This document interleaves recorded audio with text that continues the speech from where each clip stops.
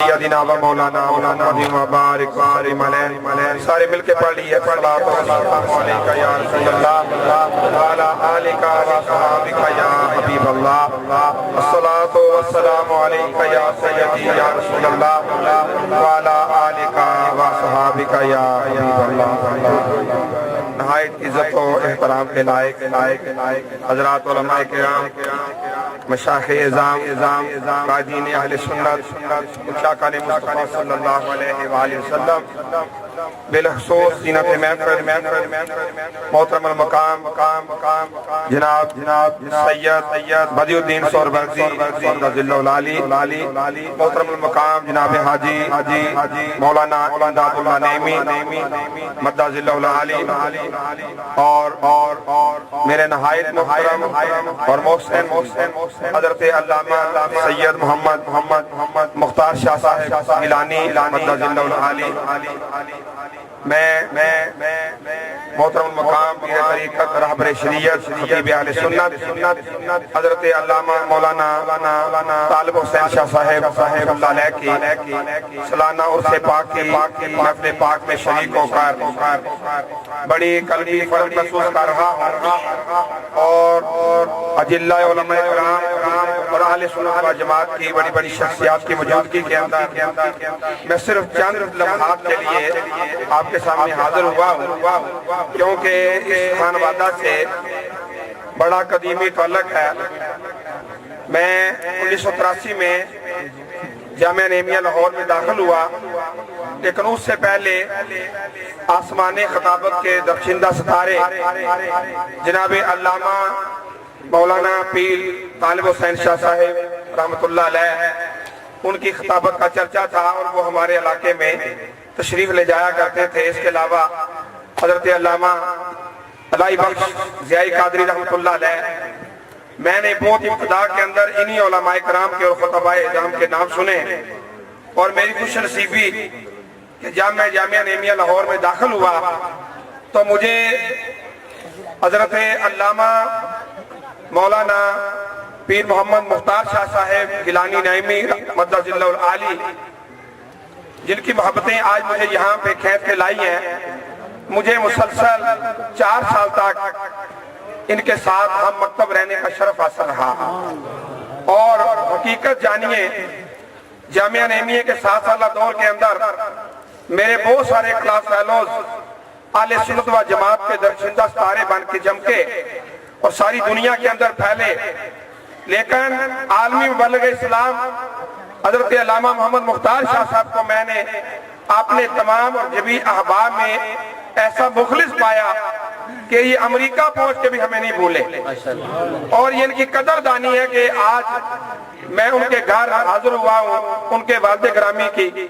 سالانہ عرس پاک کی تقریب ہے اور بڑے بڑے مہمان یہاں پہ تشریف لائے ہوئے ہیں. میں کسی قابل بھی نہیں ہوں. یہ ان کی اپنے کلاس فیلوز کے ساتھ جو محبت ہے اس کا ایک ثبوت یہ ہے کہ اتنے قیمتی وقت سے انہوں نے مجھے یہاں پہ بٹھایا ہے اور کچھ کہنے کے لیے مجھے ارشاد فرمایا ہے. سچی بات یہ ہے، چند باتیں میں اپنی زبان کے پر لایا ہوں تو میرے دل کے اندر جو ان کی محبت ہے یہ پوری طرح اس کا اظہار نہیں ہے. میں دعا کرتا ہوں کہ اللہ تبارک و تعالی اہل سنت و جماعت کے یہ عظیم خطیب اللہ تبارک و تعالی انہیں اور عروج اور کمال نصیب فرمائے، انہیں اور زیادہ عروج نصیب فرمائے. یہ اپنے کلاس فیلوز کے ساتھ، دوستوں کے ساتھ، ہر طرح کے جو لوگ ہیں ان کے ساتھ یہ بڑی محبت کرنے والے ہیں. کیونکہ قبلہ شاہ صاحب کا ایک لمبا عرصہ ہمارے ضلع گجرات کے اندر گزرا ہے، اور شاید لاہور والوں کو پتہ نہ ہو کہ علامہ محمد مختار شاہ صاحب اہل گجرات کے دلوں کے اندر کتنے زیادہ بستے ہیں. میں مانتا ہوں کہ امریکہ کے اندر، کینیڈا کے اندر، پوری دنیا کے اندر ان کے عقیدت مند ہیں، لیکن ان کی محبت کی جو مضبوط جڑیں ہیں وہ ضلع گجرات کے لوگوں کے اندر ہیں. گجرات کا اہل سنت و جماعت کا بچہ ان کی خطابت کا شاہدہ ہے اور ان سے ٹوٹ کے محبت کرتا ہے، اور ہمیں سارا سال اس بات کا انتظار رہتا ہے اہل گجرات کو، پورے ضلع گجرات کے لوگوں کو، کہ کب شاہ صاحب آئیں گے اور گجرات کی مساجد کے اندر خطبہ جمعہ دیں گے. اور جب یہ یہاں پہ تشریف لے جاتے ہیں تو پھر وہاں کا ماحول جو ہے وہ دیدنی ہوتا ہے. دعا کیجئے کہ اللہ تبارک و تعالیٰ ان عظیم محسن اہل سنت جو ہیں ان کے سائے ہمارے سروں کے اوپر دراز فرمائے. صرف چند ایک باتیں عرض کرنا چاہتا ہوں کیونکہ قبلہ شاہ صاحب خود ماشاءاللہ آسمان خطابت کے بہت بڑے چمکتے دمکتے ستارے ہیں. میں صرف ان کے ارشاد کے مطابق حاضر ہوا ہوں آل گجرات کی وفاؤں کا جو ہے ایک نمائندہ بن کے اور دعائیں لینے کے لیے اور دعائیں دینے کے لیے کہ اللہ تبارک و تعالیٰ ہمارے وہ بزرگ جو دنیا سے تشریف لے کے ان کی خدمت دین کو بھی قبول فرمائے. اور یہ قحط الرجال ہے. اللہ تبارک و تعالیٰ ان جیسے عظیم لوگوں کے سائے ہمارے سروں کے پر دراز فرمائے. حضرت گرامی، آج اس دور سے ہم گزر رہے ہیں، یہ دور اسلام کے لیے، اہل اسلام کے لیے بڑا مشکل ہے. ایک بہت بڑی عالمی سازش کے تحت اسلام اور مسلمانوں کو بدنام کیا جا رہا ہے. اور افسوسناک پہلو اس سارے کے سارے معاملے کا یہ ہے کہ دہشت گردی پھیلانے کے لیے، ماحول کو خراب کرنے کے لیے کچھ علماء کی شکل کے اور جو متدین اور متشرع لوگ ہیں ان کی شکل کے جو لوگ ہیں ان کی خدمات لے لی گئی ہیں اور اس بہانے اسلام کو اور مسلمانوں کو بدنام کیا جا رہا ہے. اسلام کی 1500 سالہ تاریخ کا مطالعہ کریں چونکہ صاحب عرس جہاں بہت بڑے عالم دین تھے، بہت بڑے خطیب تھے، وہاں وہ ملکوال ضلع منڈی بہاؤ دین کے ایک بہت بڑے روحانی خان وعدے کے بھی وہ چشم و چراغ تھے. 1500 سالہ اسلامی تاریخ کے اندر ہمیں آج ایسی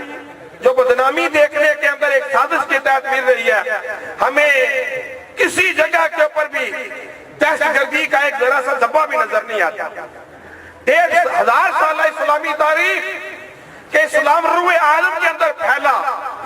لوگ جوگ در جوگ اور فوج در فوج اسلام کے اندر داخل ہوئے. کوئی کہتا ہے یہ تاجروں کے ذریعے پھیلا، کوئی کہتا ہے یہ فاتحین کے ذریعے اسلام پھیلا، کوئی کہتا ہے بزور شمشیر پھیلا. یہ ساری باتیں غلط ہیں. حقیقت یہ ہے کہ ساری دنیا کے کونے کونے میں اللہ تبارک و تعالیٰ کا پسندیدہ دین اگر پھیلا ہے تو وہ حضور علیہ السلام کے اخلاق حسنہ کی سچی تصویر پیش کرنے والے صوفیہ کرام اور بزرگان دین کے ذریعے سے پھیلا ہے. نعرہ تکبیر، نعرہ رسالت، فیضان اولیاء. حضرات گرامی، کبھی آپ غور کریں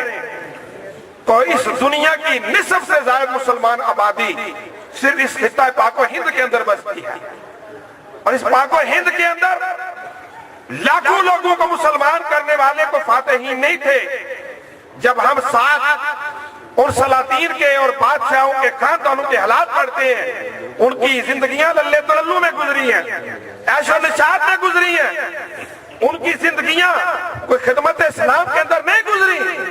یہ دنیا کی نصف سے زائد آبادی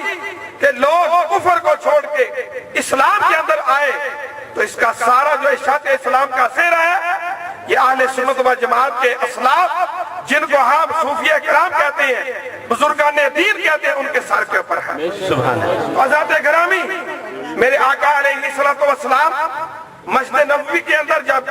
نماز کی فراغت کے بعد تشریف رکھتے تھے تو آپ نے بددعا کہ رخ زیبا کو جب آپ ادھر کرتے تھے تو اس میں ہمارا ملک آتا تھا، ہمارا علاقہ آتا تھا. اسی لیے تو اقبال نے کہا تھا کہ میرے عرب کو ٹھنڈی ہوا آئی کہاں سے،